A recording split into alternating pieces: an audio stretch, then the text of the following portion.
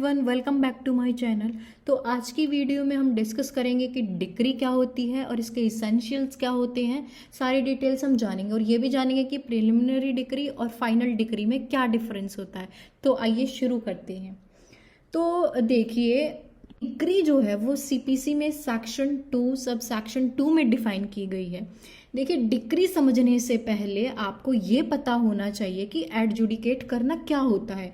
तो एडजुडिकेट करने का मतलब होता है कि वो लोग, दो लोग, उनके बीच में कुछ मुद्दा है, तो ये देखना कि कौन सही है और कौन गलत है, इसको कहते हैं एडजुडिकेट करना। तो किसी भी चीज को जब जज साहब कुछ ऑर्डर पास कर रहे हैं या फिर कोई केस में, किसी भी केस में लड़ रहे हैं, तो लास्ट में यानी आखिर में जब जज साहब सोच समझकर एक डिक्री पास करते हैं, तो उसमें कुछ एक डिक्री पास करते समय उसमें कुछ इसेंशियल चीजें देखी जाती हैं, जिनको देखते हुए ये कहा जाता है कि हाँ, ये डिक्री है। तो वो सबसे इम्पोर्टेंट 6 इसेंशियल कौन से हैं जो डिक्री में देखे जाते हैं कि ये डिक्री होगी। सबसे पहला पॉइंट होता है एडजुडिकेट, जो हमने पहले डिस्कस करा है। एडजुडिकेट करना हमने बताया कि मीन्स अगर दो लोगों के बीच में कुछ विवाद था, मुद्दा था, उसका सॉल्यूशन निकालना कि कौन सही है कौन गलत है। तो ये हो गया हमारा फर्स्ट पॉइंट। दूसरी चीज सबसे ज्यादा जरूरी क्या है डिक्री के लिए, कि दोनों में से राइट डिटरमाइन किए जाते हैं। दोनों पार्टीज में से किसके राइट ज्यादा हैं और किसके राइट्स कम हैं। इसका सिंपल सा मतलब ये है कि किसका हक ज्यादा बनता है, किसका हक नहीं बनता। अगर कोई केस फाइल किया है और इसमें ये देखा जाए कि किसका हक बनता है किसका नहीं बनता है, तो ये हो गया हमारा सेकंड इंपॉर्टेंट इसेंशियल डिक्री के लिए। दोनों में से राइट्स डिटरमाइन किए जाते हैं, दोनों पार्टीज में से, कि किसके राइट ज्यादा हैं किसके राइट कम है। तो ये था हमारा सेकंड पॉइंट। अब हम थर्ड पॉइंट देखते हैं, वो क्या बात करता है। थर्ड पॉइंट ये है कि एक ये सारी चीजें एक डिक्री तभी पास हो सकती है, जितनी भी सारी चीजें हमने पहले डिस्कस की हैं, ये डिक्री तभी पास हो सकती हैं जब जज साहब के सामने कोई सूट आया हो। इस सूट का मतलब क्या होता है, जब आपने कोई प्लेंट दिया है, प्लेंट मतलब एक पेपर पर लिखकर जज को बताया कि मेरे साथ है कि ये प्रॉब्लम चल रही है और ये मैं दर्ज कर रहा हूँ, मेरे लिए ऑर्डर पास करो, यानी मेरा फैसला करें।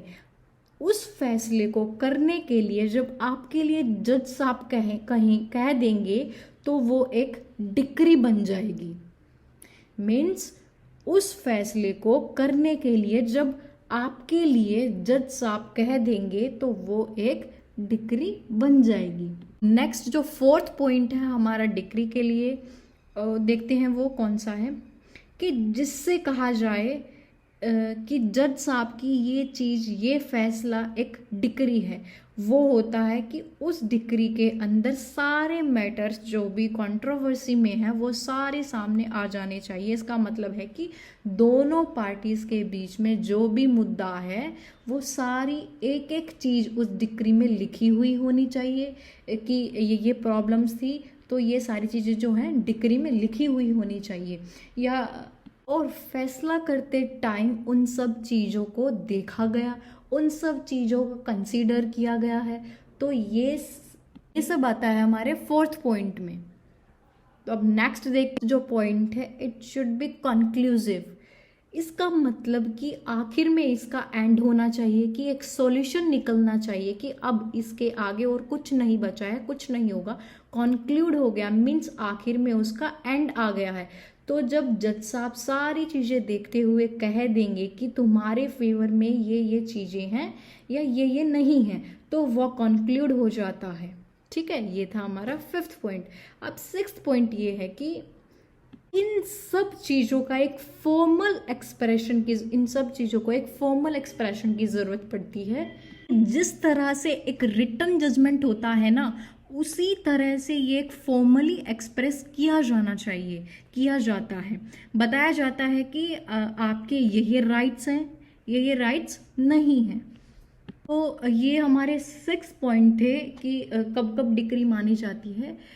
इसेंशियल्स थे ये हमारे हमने पढ़ा कि एडजुडिकेशन होना चाहिए, फॉर्मल एक्सप्रेशन होना चाहिए, शूट होना चाहिए, राइट्स ऑफ द पार्टीज होना चाहिए, कॉन्क्लूसिव, लास्ट में कॉन्क्लूसिव निकलना चाहिए।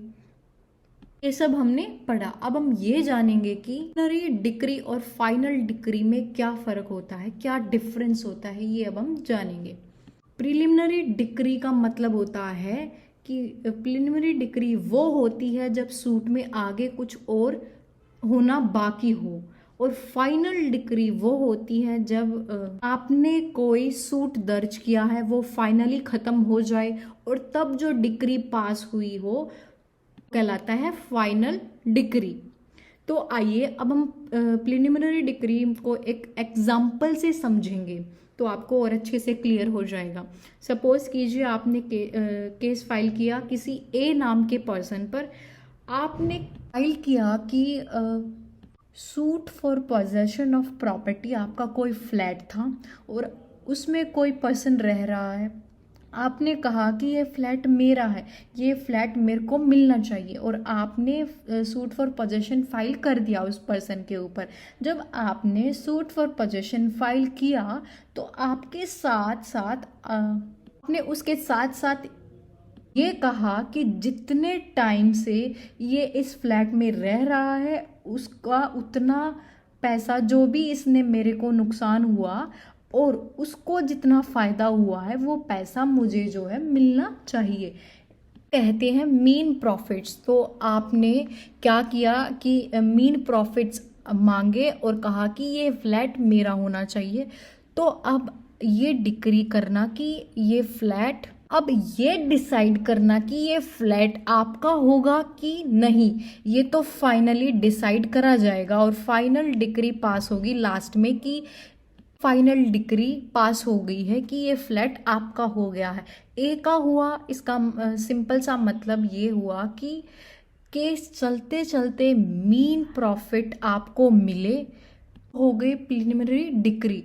अब एक अगली चीज ये आती है कि मान के चलिए कि आपने जो ये केस फाइल किया है ये एक सिविल जज के वहाँ आपको आपका केस ये चल रहा है, फाइनल डिक्री पास हो गई है जिसमें आपका जो केस है वो आप जीत गए हैं। जज ने कहा कि इस फ्लैट का पोजीशन आपको मिलना चाहिए।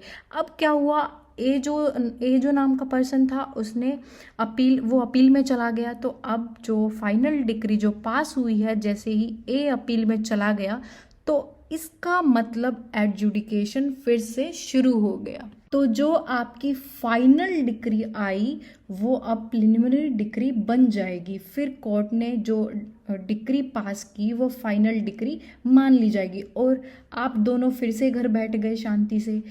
फिर जो भी फैसला आएगा वो फाइनल रहेगा। थर्ड इम्पॉर्टेंट बात ये है यहाँ पे कि एक डिक्री, फाइनल डिक्री तभी होती है जब हायर कोर्ट उसको डिसाइड कर ले। अब अगर सुप्रीम कोर्ट ने कोई डिक्री पास कर दी जिसके अपील में आप ऊपर कहीं नहीं जा सकते तो वो डिक्री जो है फाइनल डिक्री मानी जाती है।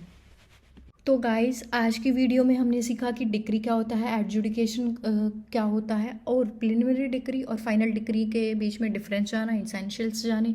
होप सो आपको ये वीडियो अच्छी लगी होगी। अच्छी लगे तो do subscribe, like, share and comment on my videos. Thank you for watching this video.